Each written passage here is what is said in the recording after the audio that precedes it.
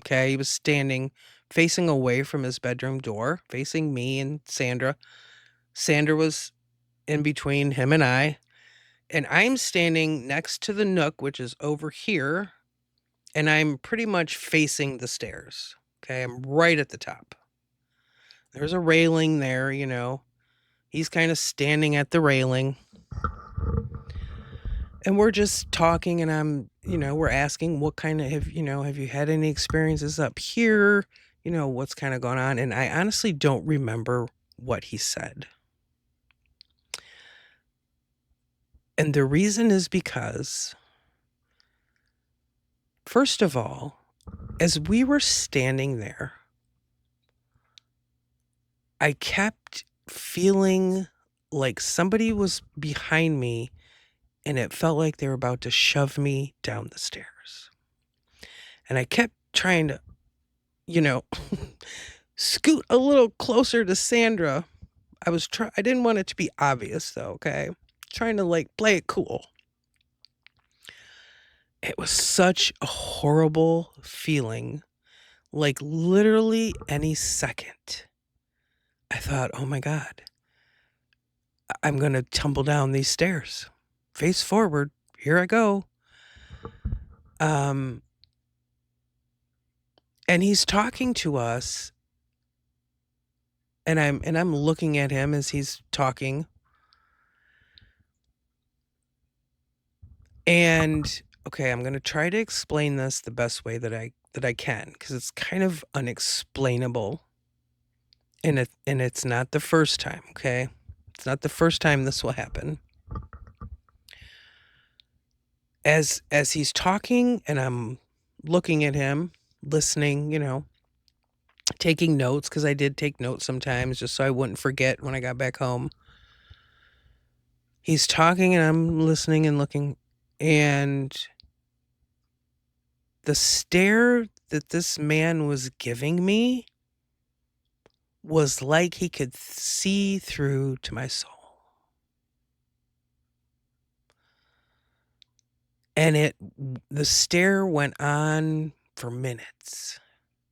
And it wasn't just like, "Oh, this guy is weird and drunk and staring at me funny," Us ladies, a lot of us have experienced that before. This was different, okay? It literally felt like he could see right through my soul.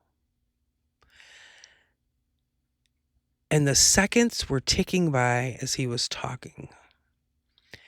And it was a literal moment of, I wish I could crawl under a rock or open up this little nook real quick and haul my ass in there and hide.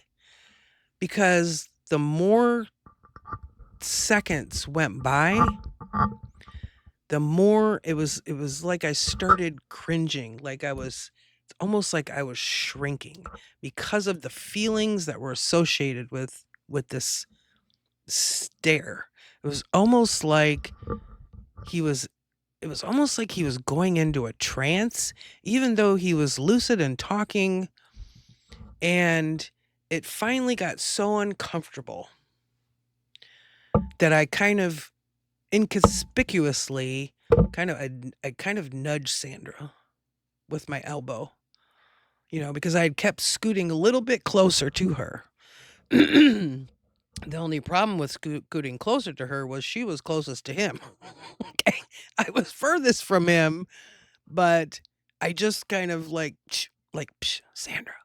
This is kind of like we need to get out of here. Let's get out of here. Because I had never been that uncomfortable in my life the way that I was in that moment. Okay. So Sandra got the hint. I cut him off. Okay, well, I appreciate the info. We've really got to go. We're kind of short on time today.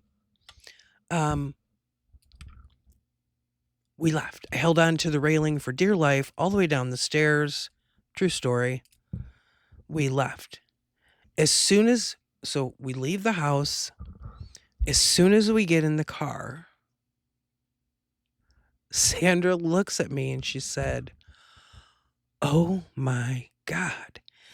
Did you see how he looked? Did you see how he was looking at you?" And I'm like, yeah. So I told her everything that I just told you.